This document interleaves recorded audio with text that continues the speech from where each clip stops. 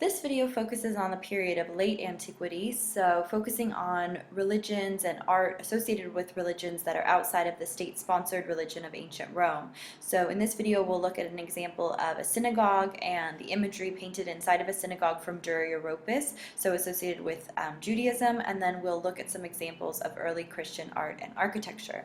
So starting with Judaism, which focuses on important patriarchs such as Moses, Abraham, figures that will become important in early Christian belief or in Christian belief as well as in Islamic belief later on. So if we look at this synagogue, which comes from Dura-Europas, this is a site of excavation that is ongoing in Dura-Europas, although there is some current political upheaval in Syria, of course, so I'm not sure if that archaeology is continuing at the moment. However, this was excavated in Dura-Europas. It is noteworthy for the amount of visual information that we see here. You can see that inside the synagogue, the stories are divided up into registers. You have larger rectangular scenes with narratives, smaller rectangles that feature prophets, and most notable is we tend not to see a lot of visual representations in the Jewish tradition. You have to be extra careful about the way you represent divine figures, and we'll see this in a number of religions, but we tend to see this especially with the Jewish tradition. You do see some indications of divine intervention, but usually in this case it's represented as a little hand coming from up above, which we see here in this scene over here, which I'll show you in a close-up in just a sec. But just looking at the overall synagogue, you can see that you have a niche here for the Torah, and then you have representations of narratives and prophets. If we zoom in on the illustration that you would see in your textbook, you can see that you have a prophet here, Samuel, who's anointing the chosen one in the family of Jesse, which is David. So we see David here clearly shown at the center, differentiated by his purple robe, which is associated with royalty, which we'll see quite a bit during the medieval period, purple associated with royalty. He's out in front of his brothers, so we know that he's the most important. Of course, Samuel is gesturing towards him and is pointing him out, and so we clearly know he's very important. However, the faces are not very differentiated. Also, the bodies are just kind of stacked one on top of the other. You don't see a lot of modeling. There's more attention to kind of the surface detail and the stylization of the folds here. So we are seeing a movement towards new types of art as we move into the medieval period. So just important to keep this kind of style in mind as we move towards new artistic periods during the Middle Ages. Looking here, you can see how the artist dealt with this idea of representing divine figures. So as I mentioned, usually divine intervention is indicated by a little hand coming from up above. We sometimes see this in Christian art as well. And of course, this is a way to avoid any kind of controversy of representing God, especially the face of God. So to avoid that, you represent just the hand showing the influence or the hand of God guiding things, but not necessarily in a way that would be controversial. So just to keep in mind, there is this second commandment that's considered important to those of Jewish faith, also those of Christian faith, and this idea that you shall not make any graven images. And so you have to be really careful of what you represent that is considered divine in these traditions. And there'll be different periods when people will actually destroy images that they think are controversial, that they think people are worshiping as idols. And so it's just important to keep that in mind as we move forward, because we'll see different instances during the medieval period where images become more and more controversial. So as we move into the early Christian period, it's important to think about how Christianity becomes the main religion of the Roman Empire, especially as it moves over to Constantinople, that Christianity will become the central religion, that by 391 all temples and blood sacrifice are banned, temples are closed, blood sacrifice is banned.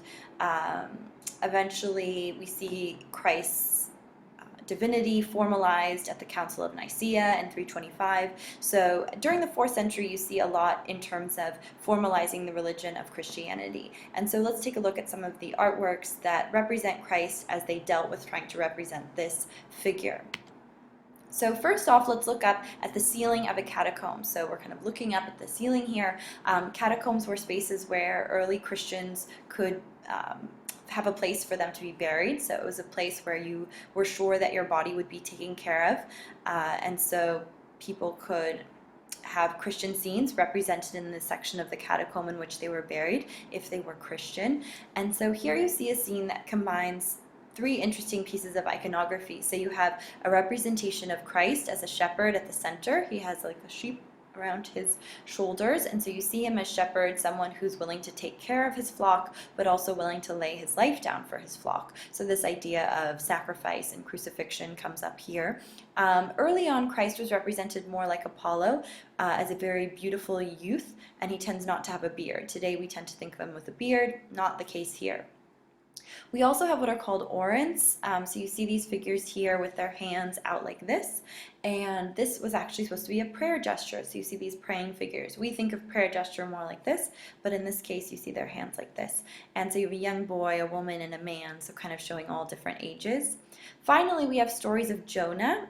Jonah is a story from the Old Testament or from the Hebrew scriptures, and so you can see Jonah here after saying that he does not want to go and be a prophet, does not want to go prophesize. He's being thrown towards a whale or to a sea monster that's waiting for him. He will be swallowed by that, and then 3 days later he will emerge from the belly. And so, of course, this kind of foreshadows or predicts or is an example of a story that relates to Christianity and the idea of the resurrection of Christ. So you can link those together. So a lot of the Old Testament scenes that are represented are meant to link to the life of Christ or to stories of Christ. And this is Jonah as well, reclining under a gourd tree, just for a side note there.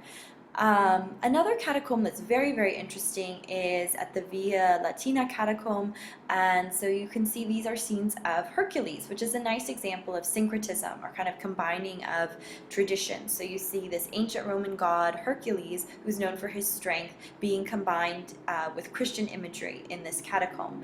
And so what we presume is that the scene is supposed to be read in more of a Christian way. So you actually see Hercules here bringing up Alcestis here to Admetus. So this is a woman who had decided to die in the place of her husband, and then she's kind of coming out from the underworld, so this idea of resurrection, coming out and greeting her husband.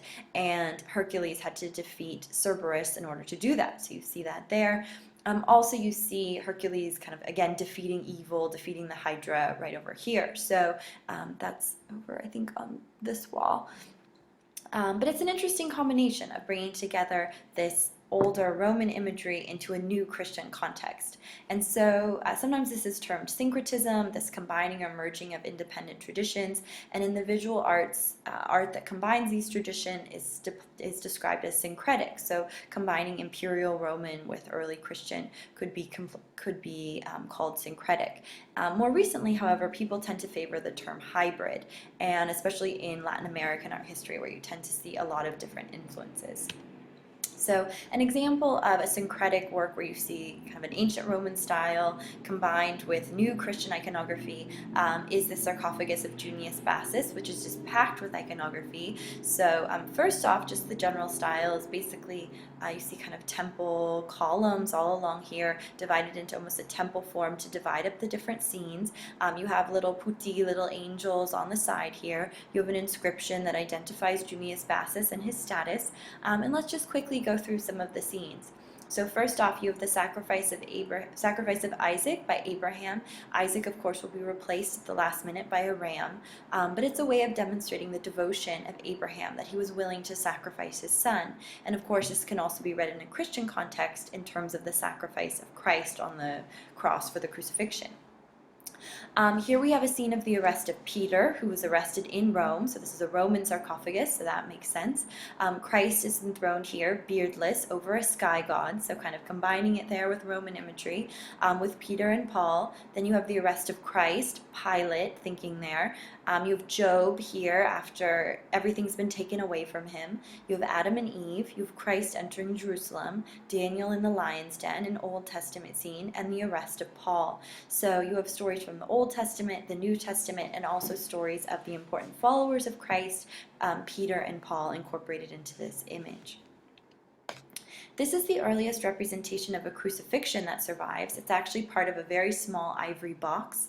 And what's interesting is it tells us a little bit about this scene of the crucifixion things that aren't usually incorporated. So first off, you have Judas that's incorporated over here to the side. So we have this clear contrast between Christ on the cross, and here we have an image of a more triumphant Christ on the cross, who seems to be triumphing over death, who seems very alert. He's not hanging weakly on the cross. He looks very strong. So you can see Christ is here. Over on the top you see the inscription that's an abbreviation of King of the Jews, so this idea of mocking Christ when he's up on the cross.